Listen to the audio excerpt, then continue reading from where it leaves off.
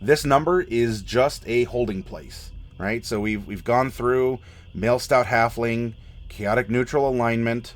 We're still sticking to randomness. Level 6, hermit with whatever this third option is. Now, all characters roll twice. Now you could choose if you're building your own character. You can choose, but we're going to roll twice for personality traits, and then once for an ideal, a bond, and a flaw. Did last week's party had a halfling? Yes, there was actually 2 hermits. The halfling and the dragonborn were both hermits, and because they were very similar in their backgrounds, we decided to say that they were both from the same hermitage.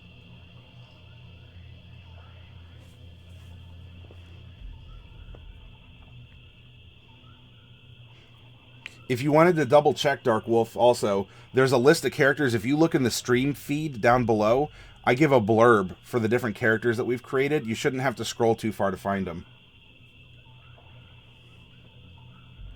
Hey, I get what you're going for, right? If our last character is a dragonborn, we'll have, through sheer coincidence and exposure to randomness, a similar party to what we did yesterday.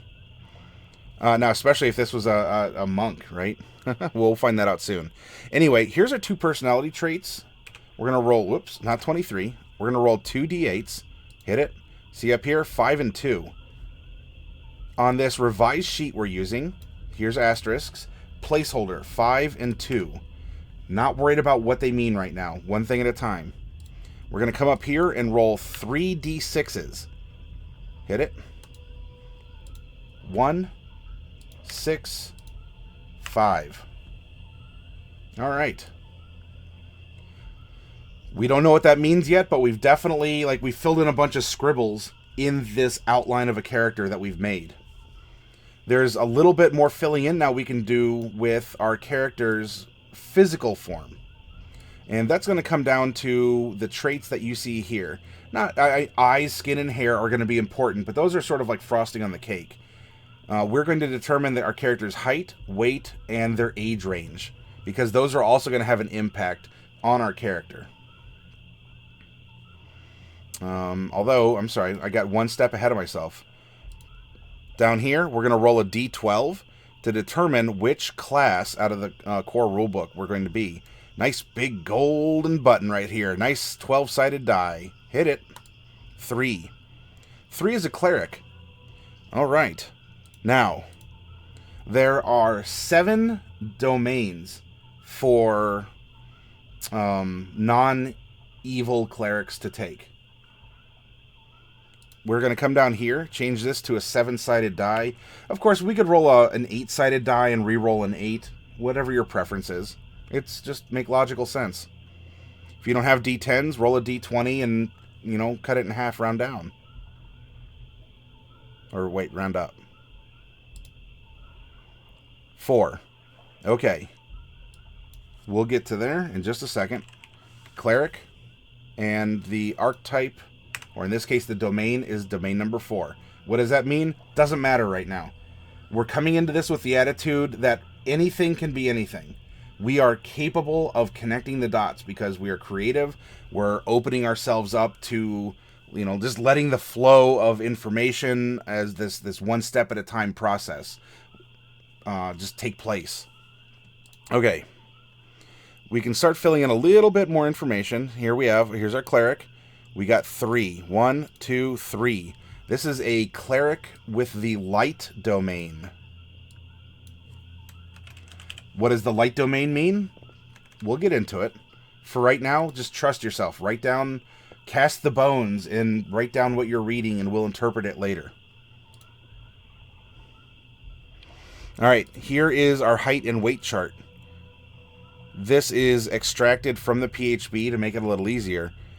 Here's our halfling, height and weight. They're going to start at 2'7", and we're going to add 2d4 inches to his stature. We're going to add 3 inches. All right, we have a 2 foot, 10-inch tall cleric of light, a stout halfling. Now we're going to take this same 3, and we are going to multiply it by 1 and add that to 35, meaning he's standing right here in his skivvies on a scale. His dry weight is 38 pounds. This doesn't include his gear, a horse. Actually, halflings can ride dogs, like mastiffs and whatnot. They usually use them as mounts. That can be a lot of fun. You're riding like a war mastiff into combat, right? Charge! Now, how old is our character? Well, let's find out, because this can have a big impact, even if only as a tiebreaker, but this can have an impact on his personality, as well as the story that we're going to tell about the character. Once more, we have a random distribution curve. We're going to roll a percentile die. We're going to hit it. 28. 28, all right, he's going to be a young adult. Now, you at home don't have to put this as an indicator. You don't have to write young adult. You're writing a character, and your character will be as old as you want. In the halfling age span, right, young adult is 2. Well, here's halflings. Here's column 2. So he's going to be between 20 and 70 years old. So this is going to be a D50. We're going to come down here. We're going to add, or we're going to have 50, and there we go. All right. He is a young adult. Culturally, he's fresh out of school. This would almost be like 16 to 18. Well, here we can compare it very much to a human, right? So 16 to 25, young adult, right? This is what we're getting, like mentality, attitude, freshness to the world, that kind of a thing. Hey, Bubonic. It's not life domain. We've rolled light domain.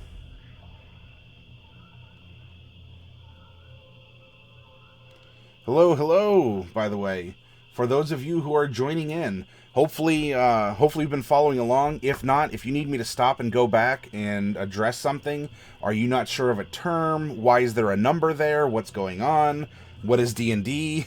Feel free to ask. I will pause and I'll answer your questions, because we've put in some bookmarks that we're going to go back and address as we're telling the tale of this randomly generated character.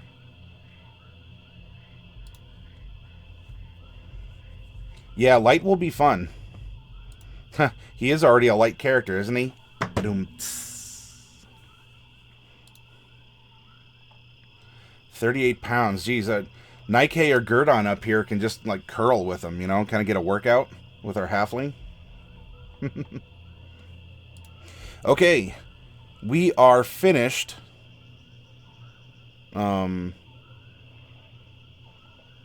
We are finished with our random number generation.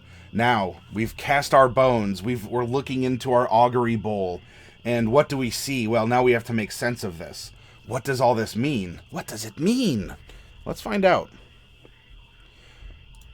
We are going to start with our character's background.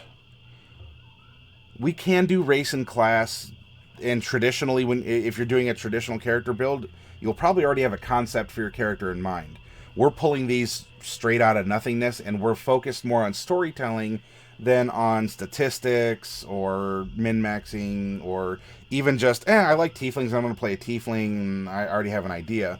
Well, we may like tieflings, but maybe a tiefling doesn't exist right now in this party. And we're going to work with what we have, because that's the exercise, that's the challenge for us. All right, in Chapter 4, all right, here we are. Here's our table of contents. Well, apparently not.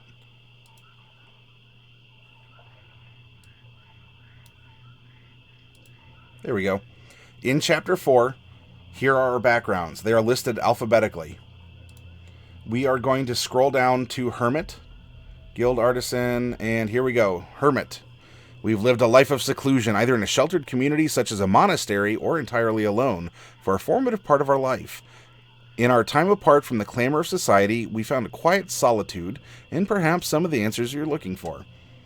Our background is now going to start giving us some mechanical benefits, not just the fluff or the storytelling. We're going to get crunch or rules, things that we're going to make a little bit more solid. Skill proficiencies. We're going to be proficient in medicine and in religion. We are going to get a tool proficiency in an herbalism kit, right? So we can make poultices. Maybe, I don't know, maybe we've discovered penicillin, and, you know, someone gets a boo-boo and you just sort of rub some mold in it and, you know, send them home and say, all right, come back later. It's a little bit more complicated than that, but you get my drift. We're also going to get languages. Ooh, all right. So being a halfling, we're going to get common. We're also going to get halfling. Then we're going to get one of our choice that we can go and fill in later as we're developing our personality and such. We're telling the tale. Where's he been? Well, he would have picked up a language along the way. We're going to get a language of our choice, and we're going to get a little bit of equipment right down here. Let's go into our backpack. See right down here? Scroll case with notes from our studies or prayers. We're going to get a winter blanket, so a nice big thick comfy blanket. Common clothes. We are going to get an herbalism kit. And we're starting with 5 gpuz, or gold pieces, GP. Life and light are two very closely tied. Yep, although light is going to be on the more destructive side, because we're talking fire, and because that comes along with light. That'll be reflected in our spell choices. Though they do tend to be too, like, you know, it's a sun worshipping faith or something along those lines, and they do often intertwine and maybe even intersect. Bubonic, you are correct. Think almost like Paylor. Well, all right, if we're not entertaining the fan theory that Paylor is an evil god, which was a very interesting argument. That is very interesting, and if you know, if all that stuff was true, it was very subtle of wizards to present them like that. Anyway, this is what we have. Life. What was our life of seclusion? Well, we rolled number 3. I was exiled for a crime I didn't commit. Ooh. You know what, Dark Wolf, you're looking for Quinky Dinks? Our halfling monk was exiled for a crime that he did not commit. Hashtag just saying. Okay, so we're going to keep this in mind. This could reflect, you know, maybe he ran to the monastery to learn religion because when he was young, he was accused of, you know, stealing bread. We had that nice little Aladdin chase scene, you know, riff-raff, street rat, I don't buy that. And he went to find religion and to escape the law. And he did his time, quote-unquote, and he's out, and maybe he wants to make a difference in the world. Things to think of, but we're now going to put a little bit more rubber on the road as we go into personality traits and ideals. Don't get too far ahead, though. There's a couple other things we need to consider. A background feature we get is a discovery.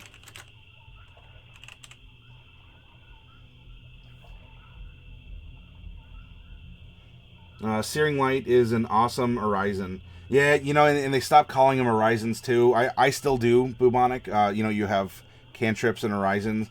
But I can see, for the sake of simplicity, that they just made it all the same. S1VX, then I light more than? I'm not sure. What do you mean, then I light more than?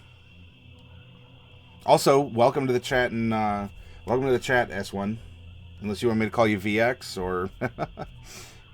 or is that supposed to stand for civics? Like CIVICS kind of a thing? Is it civics? If not... Hey, you got a cool nickname now. Now, discovery can be very powerful. This is a great tool to sit down with your DM and say, here's how I exist in the world, and we're going to work around it. The quiet seclusion of your extended hermitage gave you access to a unique and powerful discovery. The exact nature of this revelation depends on the nature of your seclusion. It might be a great truth of the cosmos, the deities, the powerful beings of the outer planes, or the forces of nature. It could be a sight that no one else has ever seen. SITE, so as in like a location. You might have uncovered a fact that has long been forgotten, or unearthed some relic of the past that could rewrite history. DuckTales woo-woo. It might be information that would be damaging to the people who, or consigned you to exile, right? So we're exiled for a crime we didn't commit. Ooh. and hence the reason you return to society. You work with your DM to determine the details of your discovery and the impact on the campaign. We have what I like to call plot putty, right? We got this nice malleable ball of plot putty, and we can use it to fill in cracks and make little bridges, and we can do all sorts of stuff with this. And as a player, you're getting this. It's not keeping the focus on you, but you are an integral part of the story since you have this major discovery. I like light more, sorry. Oh, you want me to say Civ? Okay. Oh, gotcha. Scott Mayflower, our tiefling sorcerer. Gotcha. That's right. I should have recalled from YouTube. There we go. We got Civ. All right. We have a great start to a random character. Now let's discover more about our halfling. Where's this going? Personality traits 5 and 2. I'm oblivious to etiquette and social expectations. As well, I am utterly serene even in the face of disaster.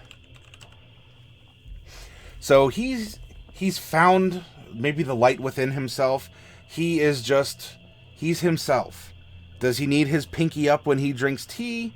Well, he doesn't really do that. He'll drink tea. Maybe he won't be overtly rude, but he won't observe the social etiquette. And as well, even when in a case where other people may run for their lives, he has this inner calm to him, and he is going to approach the situation with perhaps a little bit more rationality. This is going to be a very interesting character, because remember, we are building a chaotic neutral character. And believe me, we can explain how all of this interconnects. So if you're feeling lost, if you're like chaotic neutral, but he's utterly serene, didn't Matt just say that he chases after shiny things and squirrels? What's going on here? Whoa, hold on. We're getting there. We have a little bit more outlining to do, right? We took a pencil sketch. Now we're going in and we're inking. His ideal, 1. Greater good. My gifts are meant to be shared with all, not used for my own benefit. This is traditionally assigned to good alignments, right? It lends itself very well. We can still make all of this work, but we can't do it just yet. We got to get a full picture of our character. And then we're going to find a way to thread the needle in a very cool and compelling way that it still seems organic. Bonds. Okay, we're going to go to the next page. Bink. There we go. Bonds. 6. My isolation gave me great insight into a great evil that only I can destroy.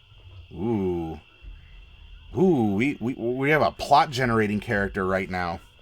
Now, and here's the fun part. This is his bond. This is what he believes. Is he the only one who can destroy it? Maybe not. Maybe that's just his perception. We don't have to take this literally. We have poetic license. We're writers. We're we are player characters. We pilot these characters, and we can do a lot of things with them. Barbicus just received strange women lying around in ponds distributing swords. Nice Monty Python and Holy Grail reference. That's and by the way, Bobicus is giving us a live, like a reporter live from the a reporter live on the scene. And we now go to Bobicus. What's just happened? Well, Mount Kelville has just received Excalibur from a strange woman lying in a pond. More at 11. Oh, and now he has died. Getting Excalibur in the gnomish town is apparently frowned upon by the guards. Hey, Romonger, it's good to see ya. Rip in peace. That's right, Bobicus. Rip in peace, Mr. Colville. Bubonic says, like the orc, he sees something bad about to happen. That is exactly true. And this means that we're getting character bonds so that we can get the party together. right? So, I'm sorry, it was Nike, our warlock here. As we randomly generated, I suffer awful visions of a coming disaster and will do anything to prevent it. This included corrupting, I don't want to say corrupting, having his brother break his oath of vengeance as a paladin to then fall and study underneath him to be an oathbreaker paladin. In order to, he's willing to do anything to prevent it. Well, now we have this other character says, "Whoa, you get the same strange visions too?" "Well, yeah, of course I do." But I also have seen this thing. Well, perhaps we should team up and and they can go from there. Aw. That was very kind of you, Dark Wolf. Rowmonger, "Oh, please, Dark Wolf, alms for the row, alms for the row." Hey, good to see you again. I forget, I'm sorry, did you want that to be like Tommy with the 2 M's, or Tommy, or how would you like that to be preferred as the narrative? To Mim? Are we going to Mim? Is Mim a location? Mim kind of sounds like a cool location, actually.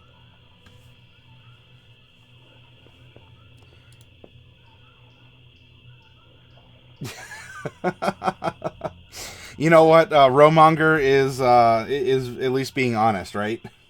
But hey, you can also go on adventures. Don't forget, you can do exclamation point random planes. You can duel. You can exclamation point battle. Oh, hey, you just battled, actually, now that you mention it. Or now that I mention it.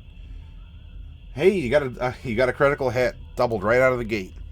Alright, and finally, what is our character's flaw? Because we are all flawed creatures. Our RP character should also have a flaw. I could get on an entire soapbox about Mary Sue characters. And I will too. Don't you tempt me to talk about Mary Sue's, because I'll do it. Flaws 5. I'd risk too much to uncover a lost bit of knowledge. Ooh. This could possibly mean, then, over the course of the campaign, while Gurdon is probably going to work on some kind of a redemption arc, we might have, if you want to consider it a fall or a personality change, our new character up here might end up having a shift from chaotic neutral more to our very secretive warlock, if he's willing to get knowledge and to go from there. That would be very interesting. But I don't know. We'll see. I want to get your neurons firing. What can we do with this character? How can we make the points connect and go from there? I'm oblivious to etiquette and social expectations. I'm utterly serene, even in the face of disaster, which will be repeated when we come back to the halfling features. He is an ideal of a greater good. My gifts are meant to be shared with all, which, in this case, this is his moral imperative. He'd risk too much to uncover a lost bit of knowledge, but he's going to share that knowledge. So maybe that's how he's justifying taking the risk. And by the way, remember, he's chaotic neutral. If he's kind of floating on the breeze and saying, I feel this way about this thing, even if it's contrary to something else, well, I'm going along for the ride. I have a destination. He's like a jellyfish that is getting to a certain breeding ground. He has to ride the tides and the currents and everything that tries to stop him or peck at him or whatever. But he'll get there, and so eventually he's going to get to this point. But to do that, he's going to let life take its course, and he's going to let it flow through him. And he's willing to risk a lot, and that could even be something like his alignment or his faith, right? If Nike already had corrupted Gurdon's faith, well, we have a cleric who might end up turning evil, maybe going into the death domain in order to accent Gurdon over the course. What do you do in this case? And these are things you can talk about as a DM to your players. Okay, we have a little bit more to go to. Here's our race. We're going to come up to race, click on Halfling.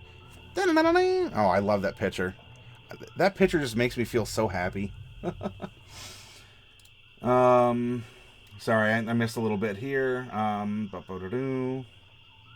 It's just Tommy, but with one M, or you can just call me Oh, that's right. I'm sorry. It had been, I got to remember. I have to remember that that you all have these have the different names going on. You're right, Zoc. Zoc is one of my Curse of Strahd players. So yes, that is correct. By the way, I was just showing your minis off last night. Raven, I think, is still in here, and Raven came over in the raid last night, and I was showing off your all's illustrations and the little the miniatures, the little sculpting miniatures and everything, to encourage that kind of creative thinking, participation, that kind of a thing. That's right. Okay. Civ, I'm trying to make some stories, and it's hard for me to make them... Oh, and to make them not Mary Sue's? Well, that's easy enough to do, Civ, and if you ever want some input, you can ask here in chat, and myself and others will be happy to help, bring these characters around. Honestly, I find as soon as you give your character goals, by the way, Bobicus, that's good advice. Their inverse is basically your flaw. Right? If it's a goal, you haven't achieved it yet. Why haven't you? Well, you're not intrinsically X. Y can be a goal. That's a good starting point. Rowmonger, Sten pays her debts. Oh, that's really cool. Yep, that's really cool of you to do, Ro. Bobicus, he found an uncursed mithril coat in the first room with his new character. Honestly, I'm a little jealous. Are you jealous? Yes or yes? Yay or yay? Wait, where's Nay? Bubonic, who's that a picture of? I always forget their name. That's Halfling, as far as I know. Halfling in 5th edition D&D. I don't think that's an established character, as far as I know. AC 0 in the first room. Oh, if any of you don't know, Thaco or 2-hit AC 0 is an old original and 2nd edition way of calculating if you hit.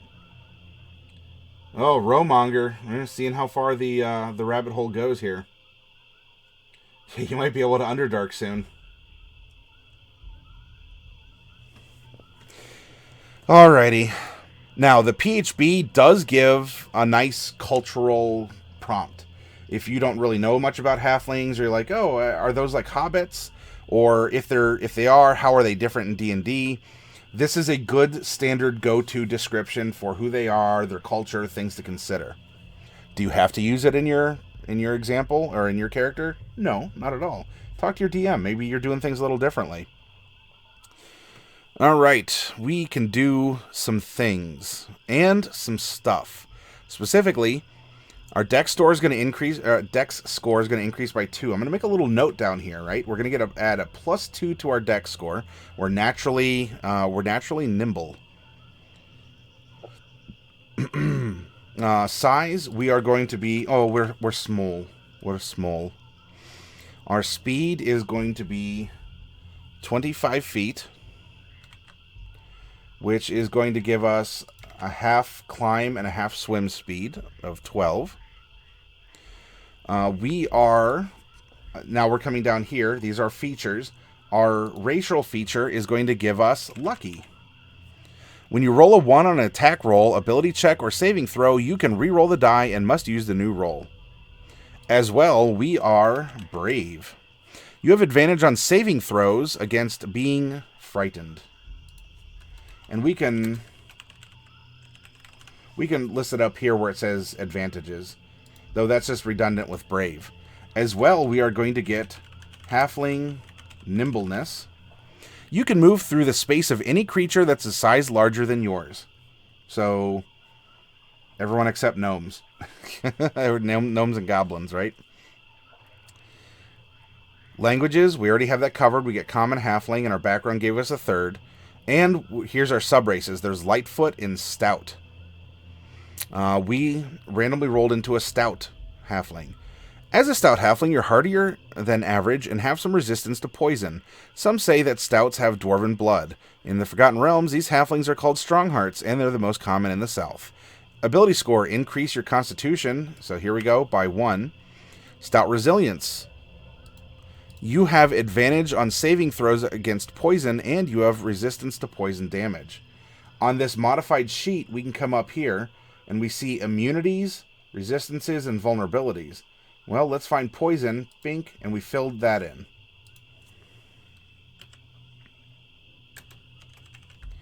We also have advantages versus poison for a saving throw.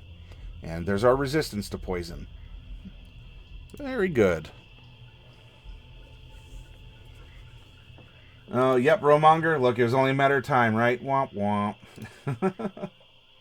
Oh, and Dark Wolf, sorry, went into the forest. You attack with advantage. 6 and a 4. Oh, but still, she falls short. The treant pair squishes KH Dark Wolf. Halfling Bard in TSR history. I've heard of her before. Oh, I don't know then, Bubonic. If you can find something along those lines.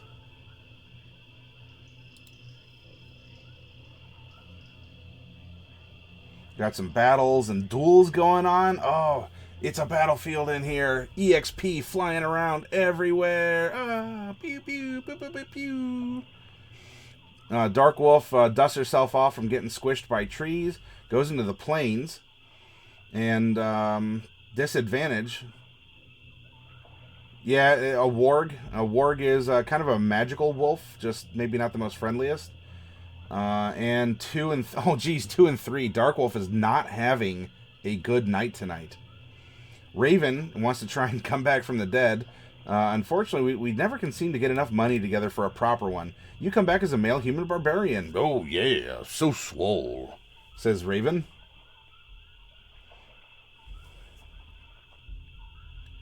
And yep, Romonger, womp womp.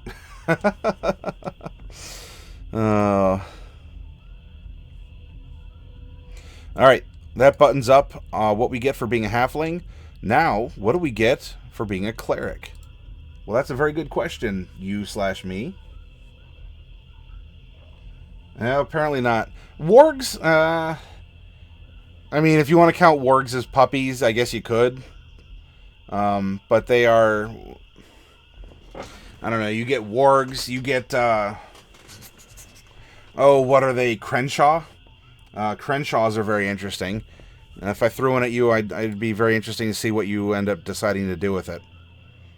Alright, a couple housekeeping items here. We have things called hit die, which determine how many hit points that we get back as we rest, as well as how many hit points we get in to increase our maximum when we level up. We are rolling D8s. Well, not rolling, but we get D8 hit points as a cleric. And as we're level 6, we get a total of 6 of them. And right now, 0 of them are used. We're not multi-class, so we don't have to worry about what's going on over here.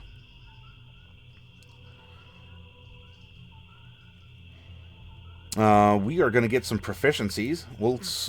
Armor. Light. Medium. And shields. Rose says, Dark Wolf, next time you think about taming it. And there you go, Romonger. Womp womp. Womp womp womp. We are also going to get simple weapon training. No tool proficiencies, aside from what we received in our background. And for our skills, we're going to get to choose from history, insight, medicine, persuasion, and religion. Well, our background already gave us religion and medicine, which is going to show... I don't know, we can focus on a couple other things now. Let's look at our personality again and see what might be the best skills to take for the type of character we're running. Oblivious to etiquette and social expectations, and I'm utterly serene even in the face of disaster. Maybe insight might not be the best for him, right? If he's oblivious to social expectations, insight is reading into people. It's kind of an empathy. It's reading between the lines. He doesn't seem to really do that, so maybe we can take insight off the table. We already have medicine, and we already have religion. This is going to give us history and persuasion that are left. Well, if we want to spread the word of our knowledge and our goals, persuasion might be the best choice to go here, right? I'd risk too much to uncover a lost bit of knowledge. Yes, we have the evil that only I can destroy. Maybe he can only destroy it, but he should be able to persuade other people, look, pardon, either get out of here and let me do it, or I need your help. I'm the only one who can destroy it, but I need help to get me here. And the other one being history, well, there's nothing saying that someone hasn't done some research on a great evil. What have the books said?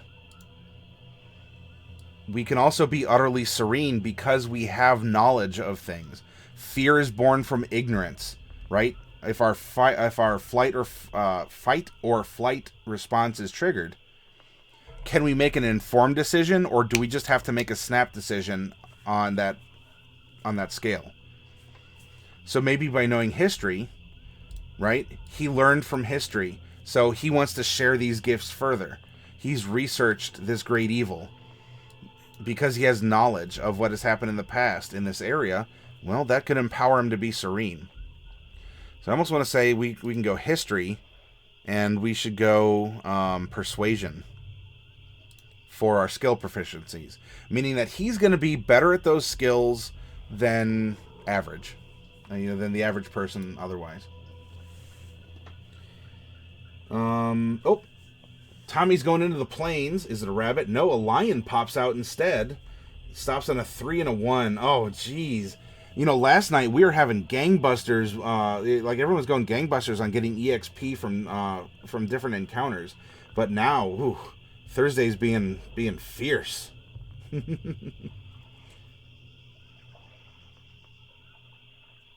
How do I spell what, Dark Wolf? Oh, you're talking about a Crenshaw? Krenshaw. The other thing... Oh, Tommy's going for a res, please. Hey, male Dragonborn fighter. That's a pretty good combo. So, get a little flex on Tommy. In fact, you can go into maybe like an arm wrestling match with Raven. Because Raven came back as a barbarian. Male human barbarian. And a male Dragonborn fighter. They walk into a bar and have an arm wrestling contest. Put 'em tis. Bubonic is saying... whose name, Bubonic, are you talking about? Olive Ruskettle? Is it supposed to be like rust, as in like oxidized metal rust kettle? Or like Ruskettle as in kind of like spaghetti or something? Oh, the Halfling Bard. Okay.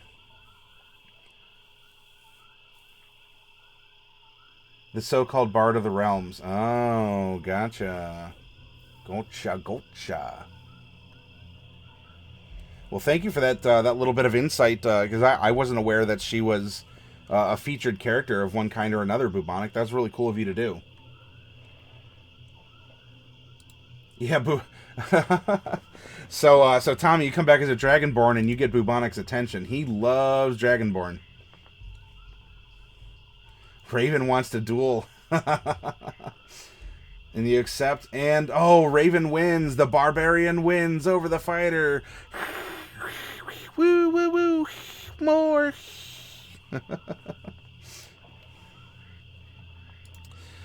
Okay, we have some other things to fill in, some more radio buttons. We did our armor, weapons, and tool proficiencies. Our saving throws that we're going to be proficient in will be wisdom and charisma. So you see we're filling in the diamond? This is showing that when these defenses are attacked, we are going to be more resistant to them than the other 4. We are also going to get some starting equipment. A mace or a warhammer if we're proficient. Unfortunately, we're not. Though we will start with a mace. We'll add this up here to a weapon that's equipped. We'll start with scale mail or leather armor or chain mail if proficient. Let me check real quick. Because some domains do give you an armor proficiency.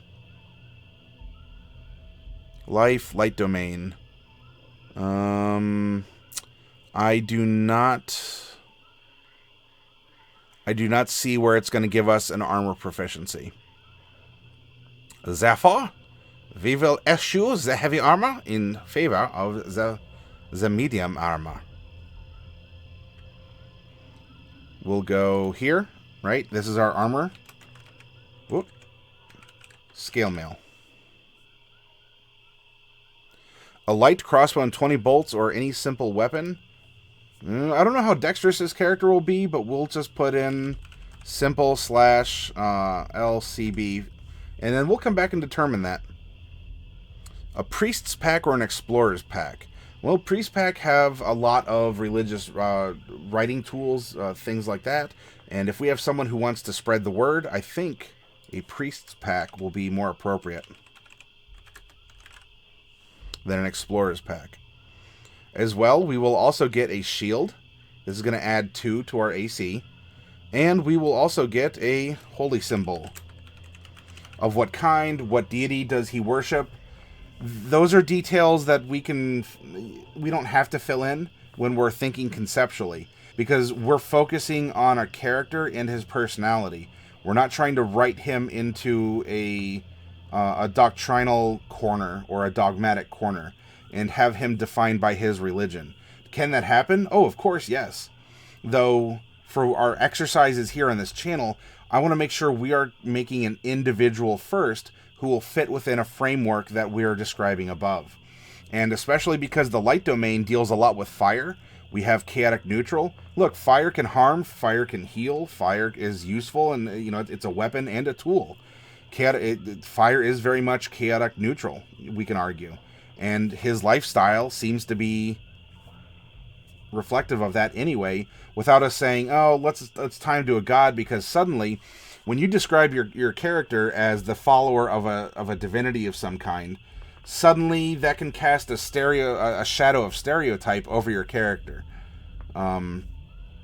And that, unless you're careful in how you're describing your character, your deity can overshadow you, and you're going to be less yourself instead of wanting to conform more to an expectation. Bubonic hiss. Tommy goes for a jog in the plains. A poisonous snake jumps out. You attack normally. Stops on a 15, and Tommy wins 100 EXP.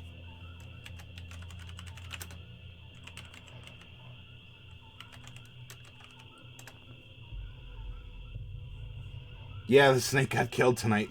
Yeah, that poisonous snake put in work last night. Hey, Peru, it's good to see you. Did you almost pull a TPK? In what regard, Peru?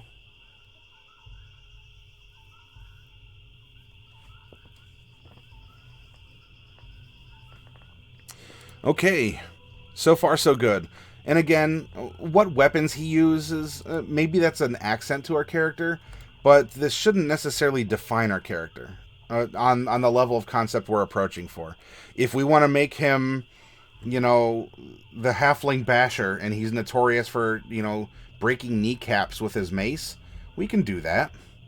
And that can become part of his identity, though that's not the intentional focus of what we're doing here. Though it can always be a suggestion. There's nothing wrong with that. Okay, a couple other things. We know he's a level 6 character. We're going to be looking right here and above. Alright, well, that wants to not highlight very well. There we go. Our proficiency bonus is going to be a +3.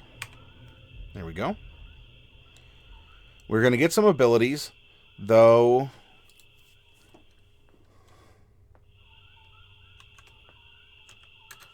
We're going to get a domain cantrip. And then we're going to get a few more. Cantrips known. Look at level 6. 4. 1, 2, 3, 4. Why am I doing it this way, you may ask? Because cantrips generally can't be changed. Unless I've missed or misread or talked to your DM for more details. Some terms and exclusions may apply. And so by listing them out this way, this is more your solid choice of what you always have available in your magical utility belt. We are then going to get some spell slots. We can cast up to 4 level 1 spells, 3 second level spells, and 3 third level spells. And as such, as of character creation, we've used 0 to fill that in. We're going to get a few more fun things. We're going to get cantrips. This is going to tell us how we prepare and cast our spells and our spell casting ability. We're not going to worry about that right now. So just stick with it here. Our class is going to give us a channel divinity power, or a feature.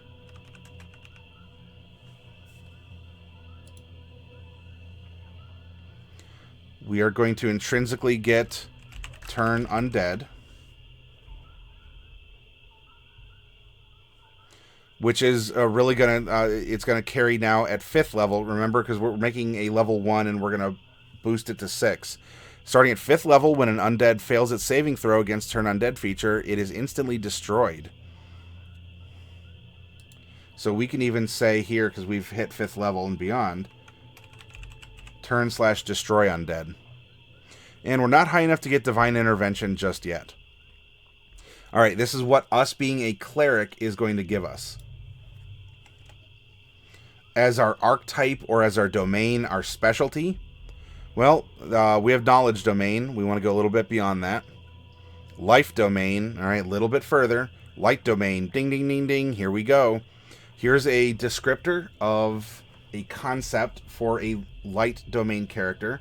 In 5th edition D&D, it gives you suggestions for patron deities, but it's being more of a neutral system, or saying, here's the concept of light, manufacture, insert your own gods here, whatever you'd want to do, in order to make it a nice easy bridge into whichever system or like game world that you're playing.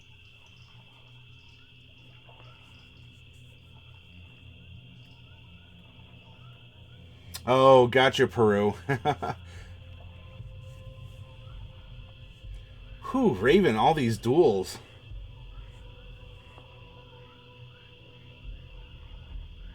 Dark Wolf, so there is a race called Shifters in, well, that are generally accepted as a D&D race. You have more canine shifters or feline shifters, as kind of there's 2 sub-races. Yeah, light domain is basically a fire mage. It sounds nice, right? Light, but really you're casting like fireballs and all this other stuff. Okay, so bonus cantrip. This is what us being in light domain is going to give us. We gain the light cantrip if we don't already know it. Well, hey, we're going to fill this in right here, right now. There's our domain cantrip, light. We are going to get some domain spells that we can... We'll drop in real quick at 3. Not too worried about the full spell sheet just yet. We're going to put a disclaimer that these are our domain spells. That way we know that it's not interfering with the other spells that we can possibly memorize. Here we have Burning Hands and Fairy Fire. Fairy Fire is a really fun spell.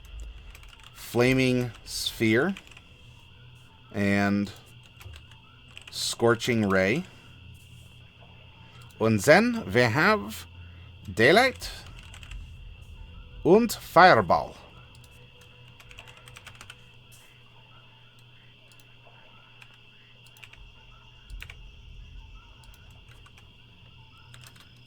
Domain, we had 1, 2, 3, and 4. Spells can seem clunky or messy. That is why when you're making your spell sheet as a character, I suggest labeling where you're getting them from, at what level did you acquire them, even a page reference. So Daylight, we could even say Daylight is on page whatever, make spell cards, that kind of a thing. Cleric. Do we get anything else that I should be worried about here? Probably not yet. Not yet. We have a couple more archetype features now. We get Warding Flare. Also at first level, we can interpose Divine Light between ourselves and an attacking enemy. When we are attacked by a creature within 30 feet of you that you can see, you can use your reaction to impose disadvantage on the attack roll. So they're going to swing on your friend, and you just it's like throwing a bit of a flashbang. And our other channel divinity is Radiance of the Dawn. Starting at 2nd level, you can use your channel divinity to harness sunlight, banishing darkness, and dealing radiant damage to your foes. Radiant damage, it's like holy damage. Generally, you'll have undead that'll be vulnerable against it. Maybe some fiends, which would mean devils or demons. That kind of a thing. And at 6th level, because we have hit it, we actually get improved flare. Starting 6th level, you can also use your warding flare when a creature that you can see within 30 feet of you attacks a creature other than you. So really, we can just write in improved warding flare. And we don't have to worry about the other one right now. We don't get a ton of features as Cleric because we have a lot of spells that we can play with. Alright. Before we get to spells, because it's kind of like saying, oh, well, my character uses a mace as a weapon. We can ask questions based on that, but is the mace a definitive feature of your character? Well, in this case, is spellcasting a definitive feature of your cleric? Clerics can wake up every day and have a completely new spell list. As a cleric, you can wake up and pray for your spells that are going to be your desires, the boons that you seek from the gods, the god or gods that you serve, and you can adapt it. You have full access to the cleric spell list at level 1. I mean, not for casting, but you don't need to learn spells like wizards or gain them like sorcerers. It's all available for you as soon as you're able to tap into it. Darkwolf just saw it on a wiki. Are you talking about the shifter, or did you look up the Crenshaw? Civ says I got Scott Firehands, but sadly he has no use for it. Bubonic says no Searing Light cantrip is the definitive attack for all clerics. Well, we'll definitely look at the cantrips.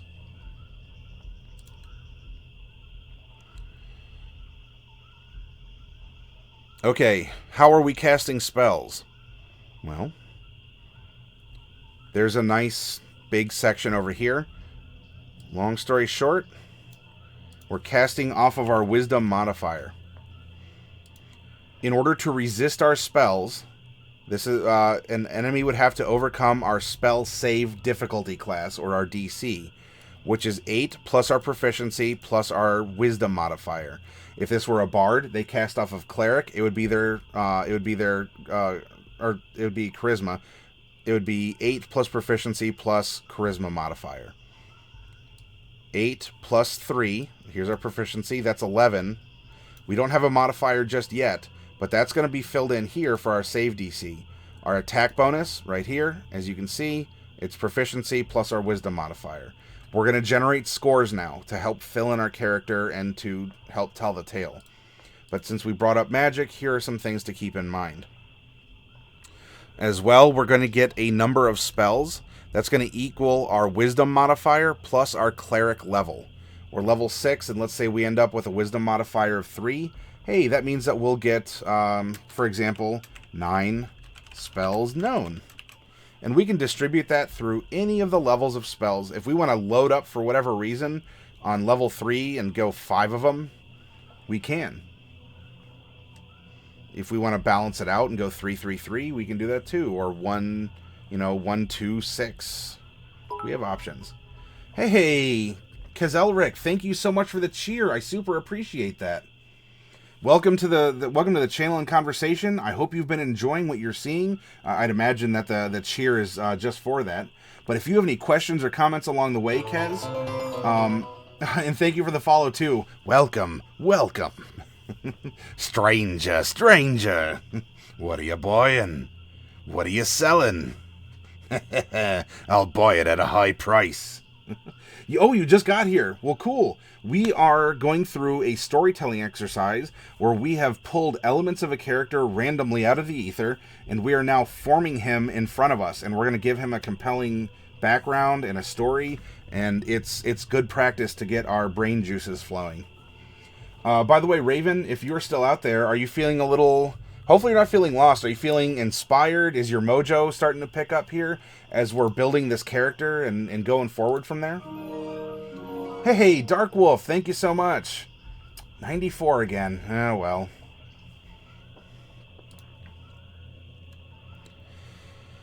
Hibbity jibbity.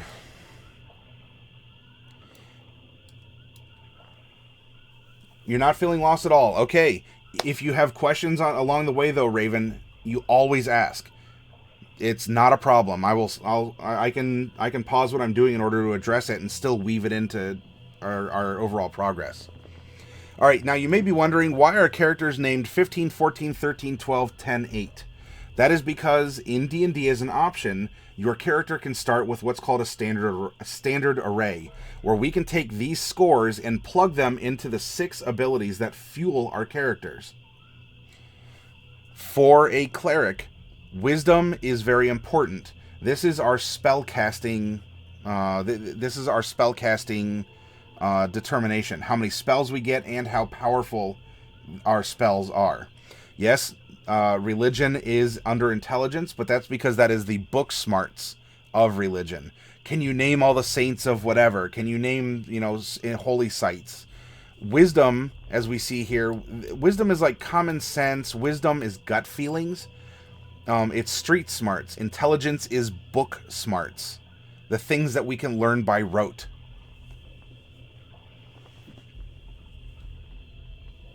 Mace does 1d6. I don't think mace can be used as a finesse weapon with Dex, Bubonic.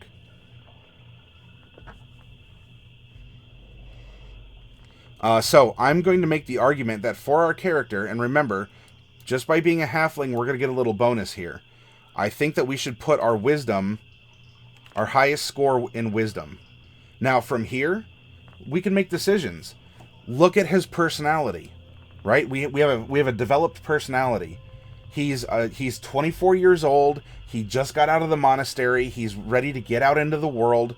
And on top of that, not only that, he needs to get a group together in order to try and deny this great evil that he was maybe seeing in his flames, or he was having some sort of prophetic visions about. He's willing to risk too much here. We can see maybe we want to favor more of the intellectual or the mental stats than necessarily the physical. Though to go over it, strength is just that. Strength is how swole you are. Halflings can have high strength. There's nothing wrong with having an 18 to 20 strength halfling at the appropriate level. Dexterity, and this is a primary attack stat. Dexterity is really flexible. It does give you armor. It does give you attack depending on the weapon, and you can do some fun things here. Acrobatic tricks, sleight of hand. That's things like magic tricks, pickpocketing. Maybe even if you want to count it, maybe some rope use. Although there's an argument that rope use is actually an intelligence based. Anyway, and stealth. Constitution, this is how hardy are we? How healthy are we? Can we fight off diseases easier? Can we fight off poisons easier? Well, by being a stout halfling for sure. Look, we're resistant in poison, and we have advantages versus it. This is also mechanically how many hit points we get every time we level up. Do we have a sickly character, or maybe a really young character like a child prodigy? Maybe we'd only want to give him an 8 con to reflect that. Intelligence is just that. It's book smarts, arcana, history, investigation.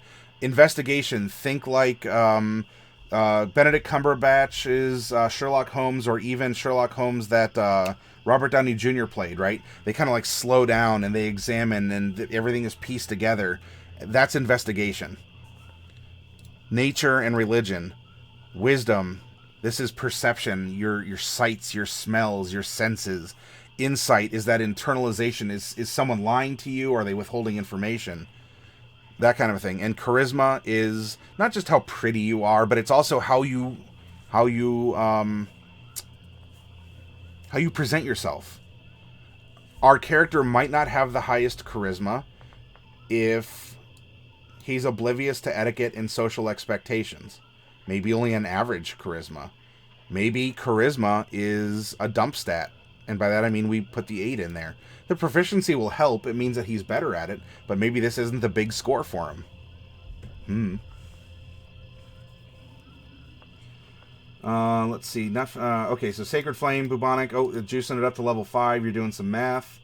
Would you rather use 2d8 or 1d6 plus 3 to 5? Oh, just a straight up? Well, so 2d8 would be 10 average damage. And so 3... so I don't know what the math here that we're coming down to. Are you doing some stat calculations? We can set Dex to 8 if we wanted to. And wear medium armor, and we'll ride that out. Though medium armor does allow for up to a +2 bonus from Dexterity to be employed with the armor class of the armor. I know I said armor a lot. Bobicus Wisdom is ability to notice things. It's not used for any other skills. Well, I mean, yeah, you have Perception, but Survival comes in handy. Insight, Animal Handling. Swagger. Charisma is swagger. Yeah, you may be strong, right? But do you have the stroll? Are you coming in? You feeling good? You feeling fine? Hey, you. Yeah. Hey. I think I may have made my cat mega happy. How did you make your cat happy, Raven? Did you open up a fresh bag of treats or something? Bubonic is suggesting 14, 8, 13, 12, 15, 10. So as we can see, here's so we have 15, 14, 13, 12, 10, and 8. And in this case, Bubonic is suggesting making Dexterity the dump stat for our character.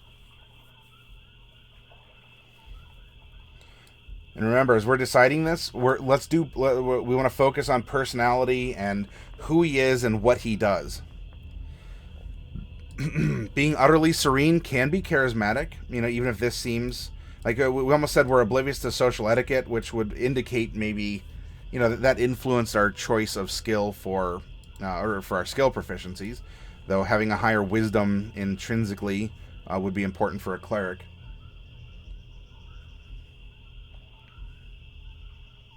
Well, it won't be a dump stat necessarily. It'll even out because if we put the 8 here, it will go to 10 and be a 0 instead of a -1. That is true. Though it would still be a very low stat.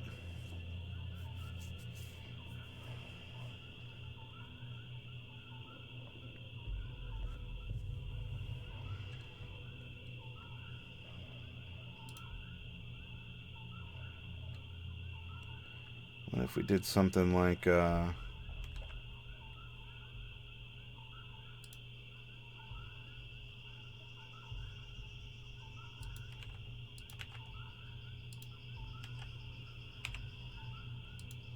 What if we did make Charisma a dump stat here, right? Really good at Wisdom, good Intelligence, almost there on getting a bonus in Constitution, and we can actually, at 14, get a +2 to add to our medium armor, and we would be pretty okay with something like a crossbow. And then our strength, we'd be kind of okay at having a mace, because we're swinging with strength with the mace.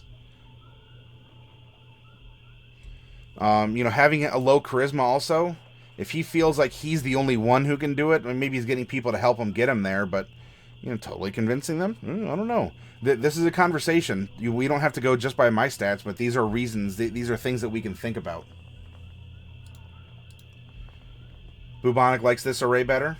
Okay.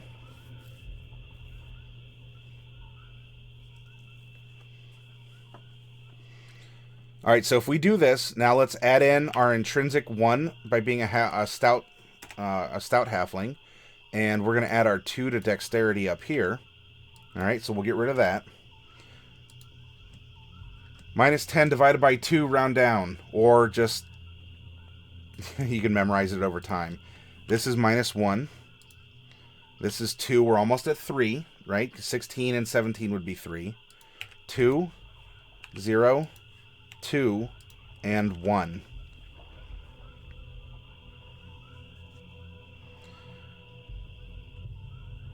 Now we can take these bonuses and translate them over into the skills and saves. Although, I'm sorry, he is level 6.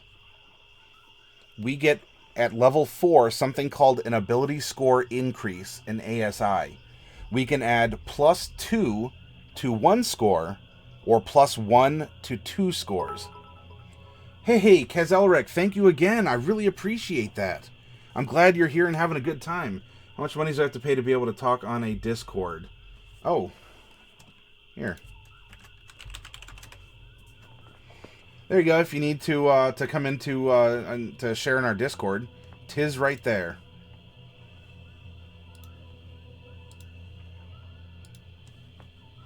You don't have to pay any money for it either, but there's a link for you. In looking at this, what can we do? Well, if we go +2, we would bump Wisdom to 17, and at level 8, we could go, oh, you're just messing around. That's fine.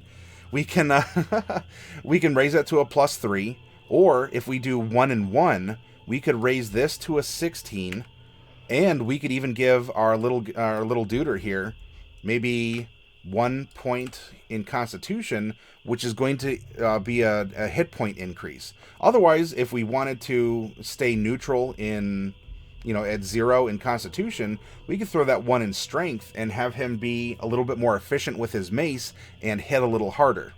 That's really up to, what we'd want to do. In this case, I don't know. He was a hermit. He's trying to train his mind and his body to take on this great task to go against an evil of some kind. Maybe, that Constitution is going to be a good bump. So if we do that, we can come through here. 1 and 1, nice and easy. Look, 2, 2, 2, and 2. Con saving throw is 1. Our untrains are going to be 2. For the ones that we've hit the radio button and we've trained in, 2 plus 3 right up here, right? This is our proficiency bonus. This is going to be a 5 and a 5. So if we're rolling for a nature, or for a religion check, we're going to roll a d20 and add 5 instead of 2 because we're proficient in that subject matter. Again, nice and easy. 2, 2, 2, and 2. 5 and 5. and then, well, fortunately the saving throw is going to be 2. And our persuasion will be 2, because it's -1 plus 3. Though we're going to go -1, -1, and -1.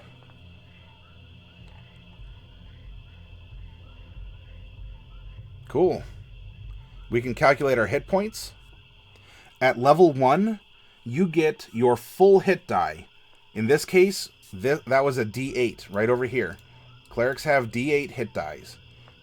At level 1, we start with 8 plus our con modifier, and every level we get to add our con modifier in hit points, and that's retroactive. If next level if at level 8 we want to take his 12 to a 14, he's going to then get 8 more hit points for each of the levels that he would have had hit points going backwards. Hopefully that makes sense, and that's to show like in this internal strength going on. So we have 8 at first level, plus 6 times 1, plus 5 times 5. Where the heck did 5 times 5 come from? This is ridiculous. I didn't sign up for algebra. I want to play, dang old D&D. Well, here's our first level hit points. We're guaranteed 8. One way you can play, instead of rolling a d8 every time you level and adding that many hit points, is to say, let's make it easy. You get half plus 1. Half of 8 is 4, plus 1 is 5. So we have 5 hit points that we gained over the remaining 5 levels of our character. Does that make sense now? So here we have 25, plus 6, plus 8. 39 hit points is the total.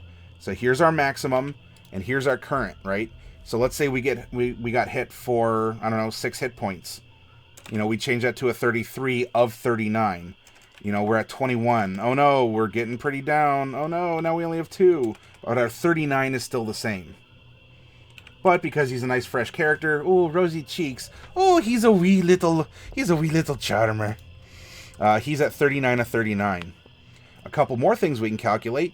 Our initiative. We get an initiative bonus of our dexterity modifier. Bink. +2.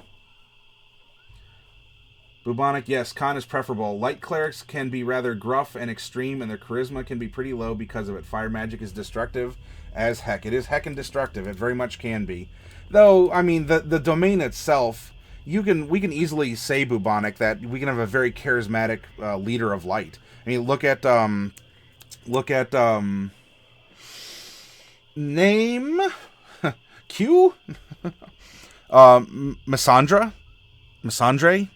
from Game of Thrones, right? She's she follows the Lord of Light, is the lady in red, right? Because there's always a lady in red. She follows the lady in red and worships the Lord of Light. She's very charismatic, super charismatic. So she doesn't have to, all followers in this case aren't necessarily not charismatic. And if we even want to run it like, hey, when you received your training, you burnt yourself and you actually have scars. If we want to do some sort of like, almost like a Phantom of the Opera thing where, he has some sort of maybe like a sunburst mask covering, so it's like radiant, but it's covering up the burns that he got early on. We could do something along those lines too. There's a lot of fun cosmetic ways that don't really have a mechanical detriment, but that we can use to flavor the character.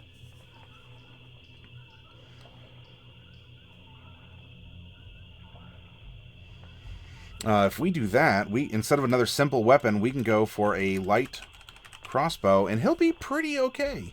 Now, to calculate your character's attack, it's going to be your proficiency bonus plus the relevant modifier for the weapon. Maces use strength, so our attack is going to be at a +4. Light crossbows uses dexterity. This is going to be at a +5. And our damage and effects, I think a mace was 1d6 plus our strength modifier, and that's bludgeoning damage. We're going to hit the little radio button. I believe light crossbows are the same, 1d6, but this one's going to be +2, and this is piercing damage.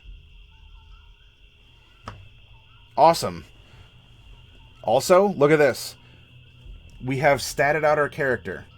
We've conceptualized our character. We've gone through a process, and you know what?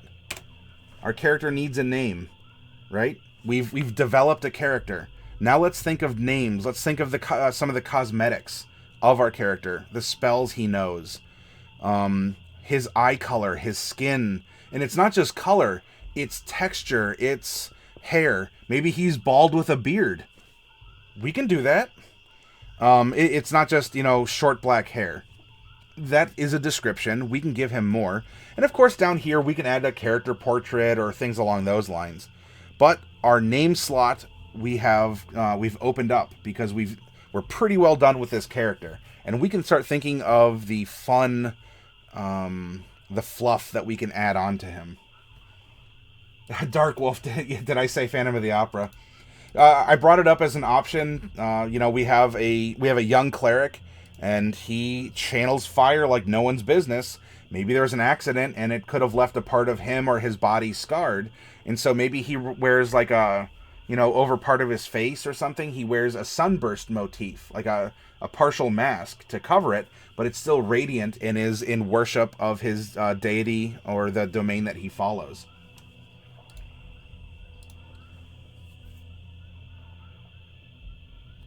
He had 2 pets. Within 100 turns, he has no pets. This is sounding like a very tragic turn of events, Bobicus. How is he taking the loss of his pets?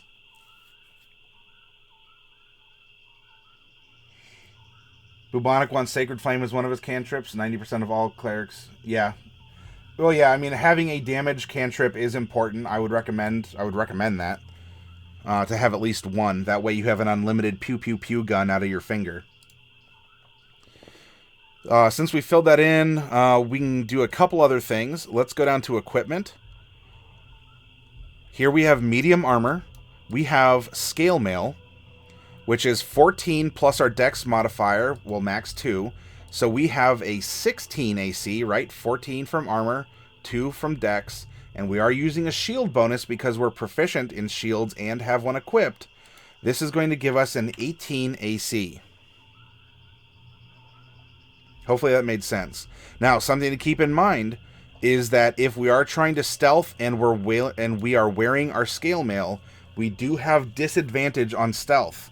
So we would roll 2d20s and keep the lowest of the two because it's kind of, clanging together.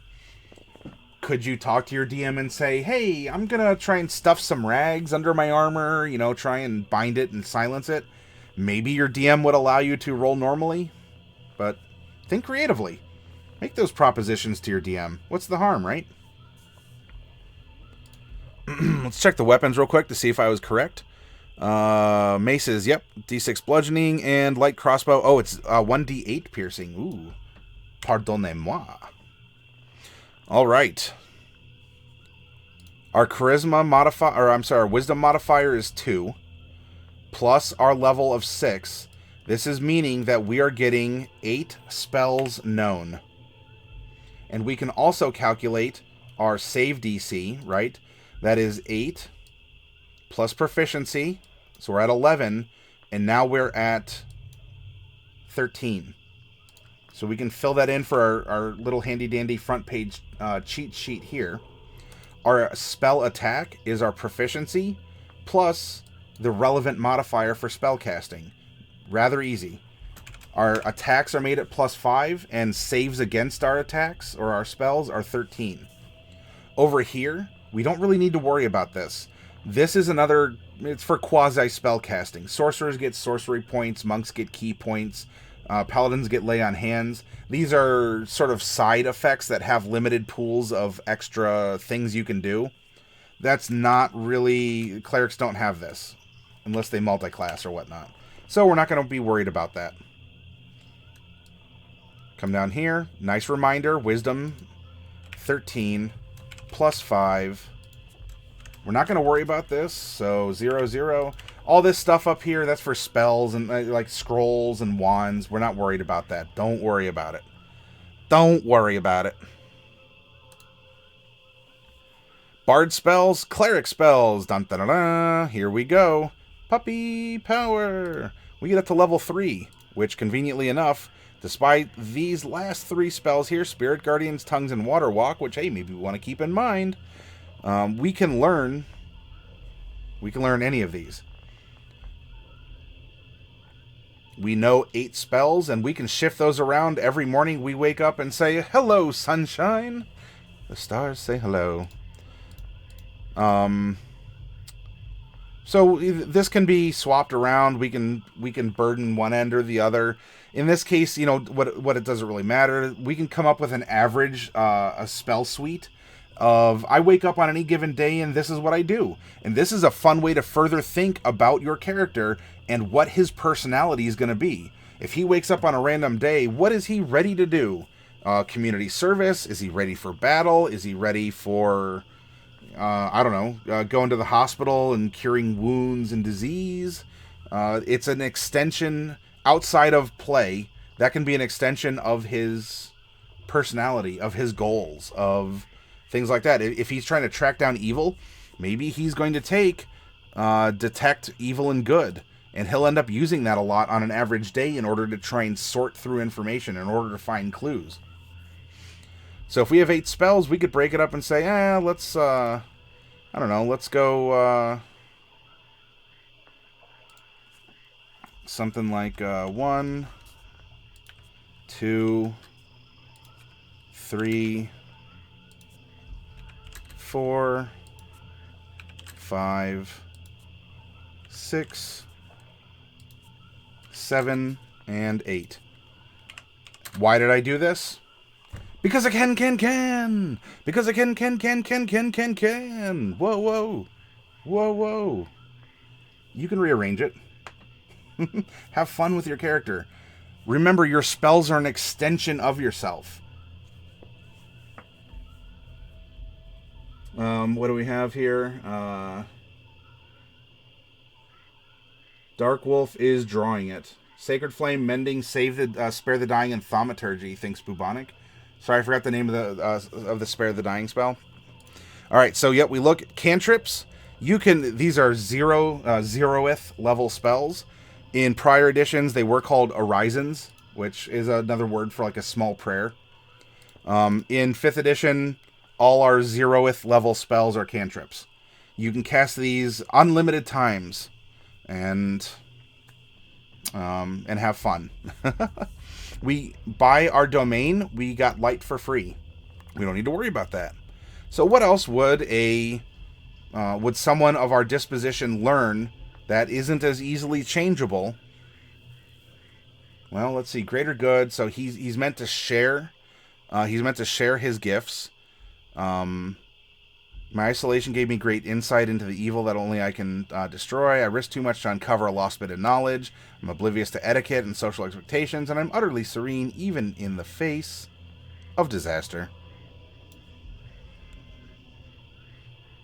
And so Bubonic was saying Sacred Flame, which is an offensive weapon, and I would agree that Sacred Flame would be appropriate, especially for our sun worshipping, our light worshipping, our firebug cleric. Spare the Dying, I can see. Thaumaturgy could be interesting because that does have some cosmetic effects as well. Although you're saying mending. Mending might not be too bad. I was almost thinking guidance, right? If he's trying to share knowledge and get people together, guidance might be a little bit more appropriate for that kind of aspect of, oh hey, yeah, that thing I picked up, and then it's cast magically to give them that extra D4. So something like that might be more in tune. I don't know. This is our character. We can do whatever. It's our character. We can do what we want.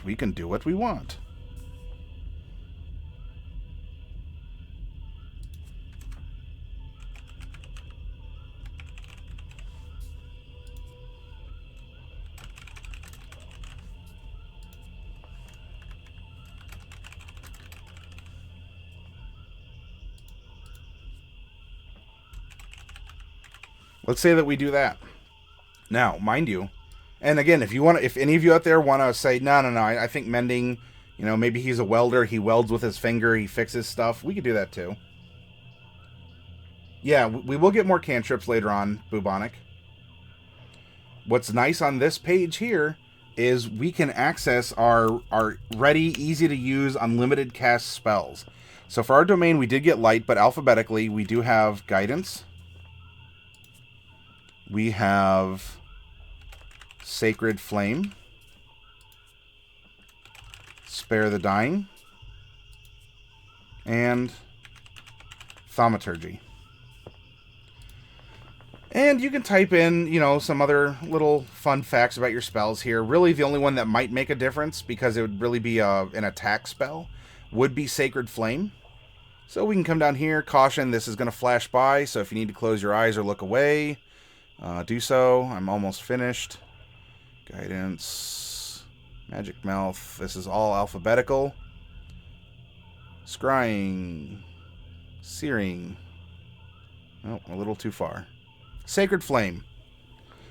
This is an evocation cantrip, casting time 1 action. Okay, this is going to be, if it hits, 1d8 radiant. The DC and the save number, so we can do 1d8 radiant, dex, and we can just reference 13. So all we have to do is say, as this cleric, I'm casting Sacred Flame on that goblin. That forces me, as the DM, to roll a dex save, and if I fail, it's going to take 1d8 radiant. Boom. Just like we have a light crossbow with a +5 to hit and 1d8 +2.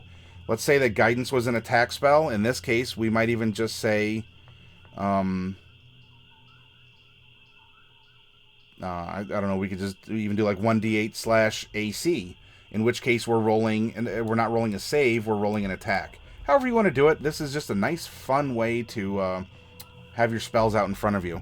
Also, this has a verbal and somatic component. Spells can contain up to 3 different components. Well, you can argue 4. Verbal, magic words. Somatic, magic finger wiggles, and material. A little like, the eye of a newt, wing of a bat. Material components that go into it. And you can argue there are some spells that require concentration in order to maintain. Concentration is its own, slot that you can only concentrate on one spell at a time, things like that. You can argue concentration is a component because if you can't provide it, the spell goes down. But you don't need concentration up front to cast it. You just need it to maintain some spells. In fact, here, material component, a small silver mirror is needed to cast Sanctuary. A lodestone and iron filings are needed to cast Reverse Gravity. There you go.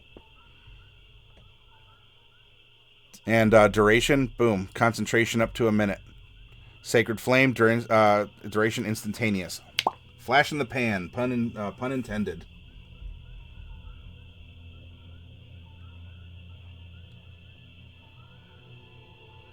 Oh, I'm sorry, Bubonic. So we look here.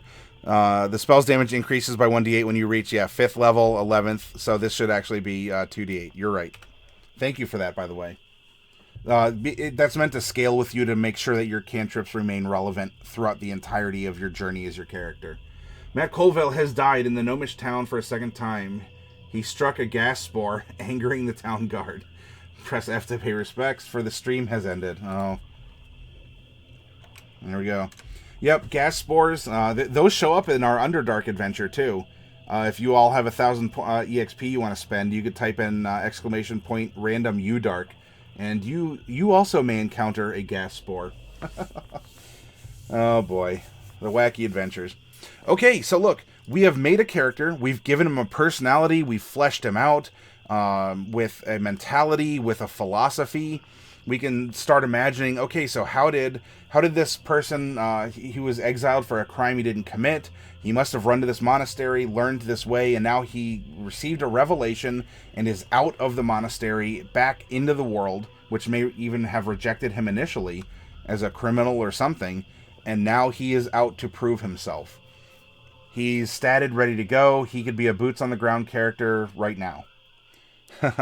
So hopefully you had fun with this. We have our brain juices stirring, and this is going to help lead us into the next section. I'm not going to get there yet because I'm gonna take like a 10-minute break. Get up, stretch. I have some cats I'm going to pet. They probably are looking for attention. Maybe get a snack, and we'll go from there. And hopefully, Raven, going through this process, you're learning the mechanics of D&D, but hopefully by thinking of characters in this light, this is helping to clear some of these writer's block jams that you have going on. And if you still need input, if you say, oh yeah, but here's a character, I want to develop him or her in some way, well, tell us about your character. Just because I'm doing D&D stuff up here doesn't mean that we can't help you in chat over here for your NaNoWriMo project or whatever you have going on. This is a conversation, not just a lecture. Although I know I can lecture a lot. You may have to head out. We got a structure fire in our district. Oh, okay. Well, Bubonic, if you go, man, be careful with however you're going to involve yourself there if you are going out to the site. And hopefully everyone's going to be okay. Would you be willing to let us know how it turns out when you come back? Whoops, our passive perception is 10 plus our perception modifier. That's how naturally aware we are of what's happening around us. We need a name. Name. Something striking. What do you think might be a good halfling name?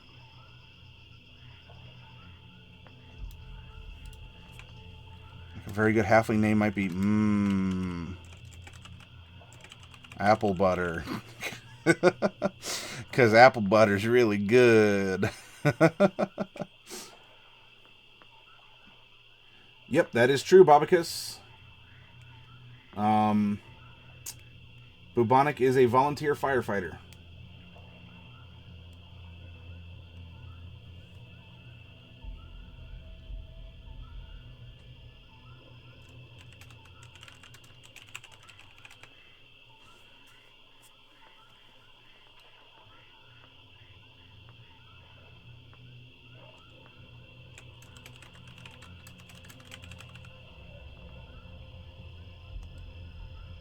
Bobicus is suggesting Plumbus Turnhock. Why is Plumbus Turnhock getting to you, Bobicus? What's giving you the Plumbus vibe?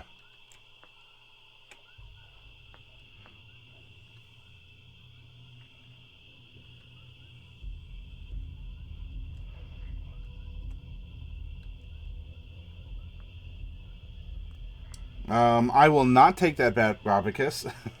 I am not a fan of pickles. Life is too short to eat sour food. Plumbus is like Lembus?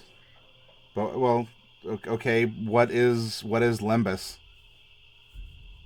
That particular word is escaping me. And Turnhock is a hawk of meat on a spit. Okay.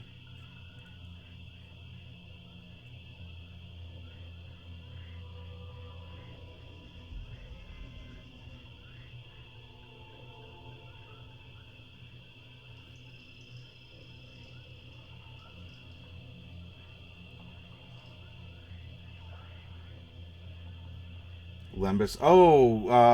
Like the way bread or the journey bread or whatever. Sure, we can do something like that.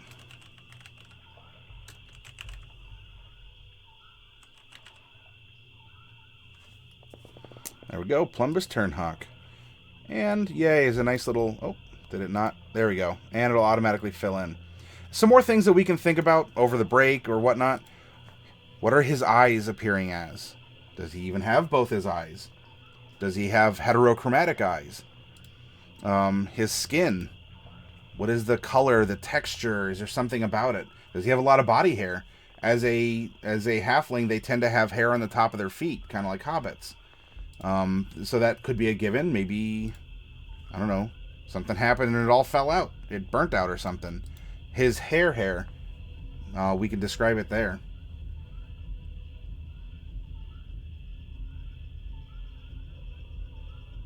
Bobby says Helos Turnhock.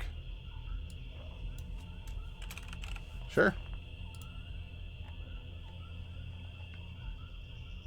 There we go. All right. So, get up. We have about 10 minutes. Do some stretches, maybe some calisthenics. Go prepare a snack. Talk to your cats or other pets or significant others, whoever's around. And we'll come back, and we're going to start getting into... I set aside 2 nights this week to do dungeon creation. Now, do I have a dungeon pre-made up? Not necessarily. I have concepts that I want to work with you on for the unique nature of this week's campaign, as Bobicus has challenged us to make a campaign that doesn't have a singular big bad evil guy. It's maybe a race against time, it's some other greater goal or cause, something like that. It's more of an open world adventure that will have maybe some travel hazards, random encounter tables. And so our dungeon manufacturing is going to be talk and concepts of things like that. Dark Wolf, I haven't gotten to eye or hair color yet, so suggestions are welcome. I like Turnhock because it'll be shortened into Turnhook. Turnhook? I don't know what...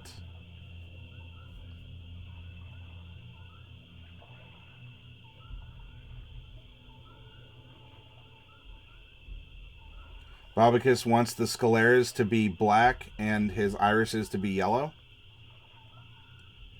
Also, Dark Wolf, if you're going with... I don't know if you're going with that. I burned a part of my face. Maybe one of his eyes is a different color also. Hey, what's a PUBG? Welcome. We had just... we're almost finished creating a character from random elements and...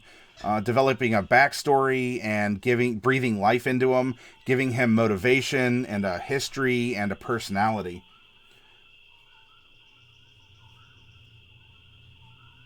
Oh, got you with the pronunciation, Bob. Okay. But his eye would presumably show through the mask unless we want to say that maybe he's blind in that eye, and so the mask even covers that itself. And so he might even have one milky eye, or it could still have the same coloration as the first, but it'll have a film over it or something, if we're going to make him a burned character, kind of a tragic character, but it has this radiant mask off the side of his face. Something like that. What's a PUBG?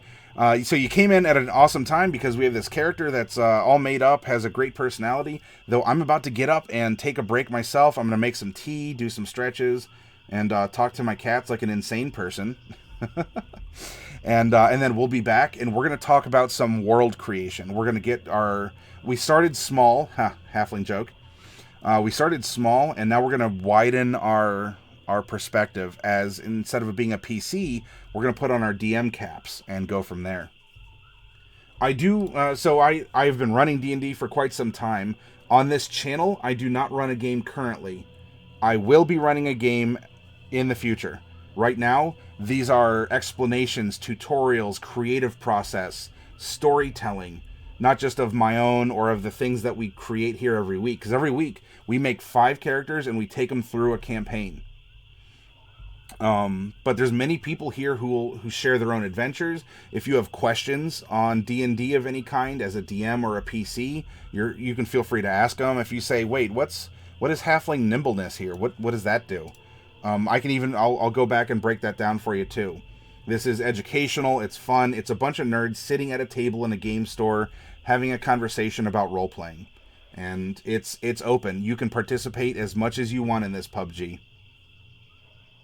Hopefully that answers your question.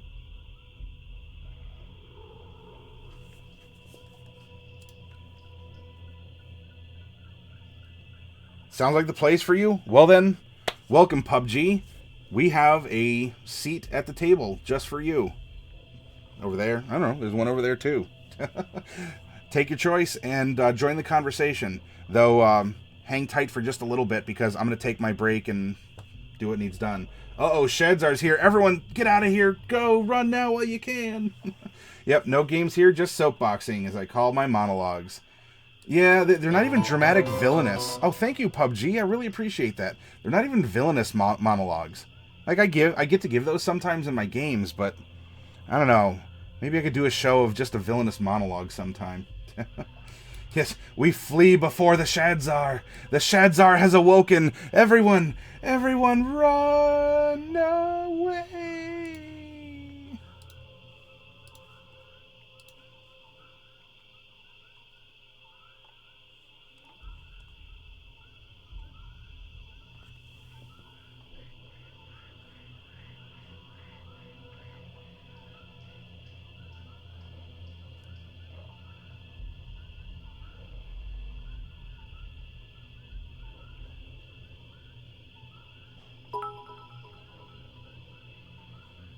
Oh, snap.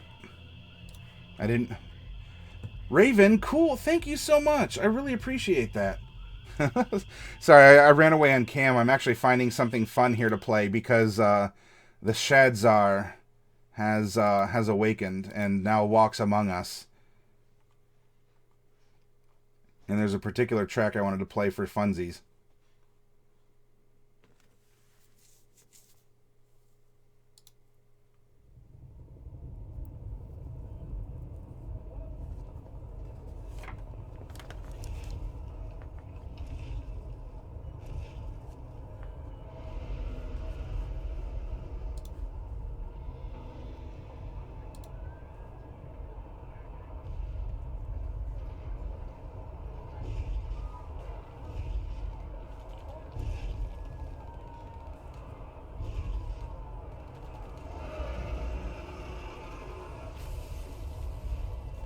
No, I was trying to finish code before he come here to work. No, I know Shadzar. Today was a very early day and a very busy day for me, so I haven't gotten to prep that. I am a bad boy for that. But I also need to get up and there's a particular call that I must answer, so I'm going to go and freshen up and powder my nose. I will be back soon. Instead of the monster attack background, I'll give you something a little bit more cozy and appropriate. A very comfy. What's a PUBG? Well, here's a pub.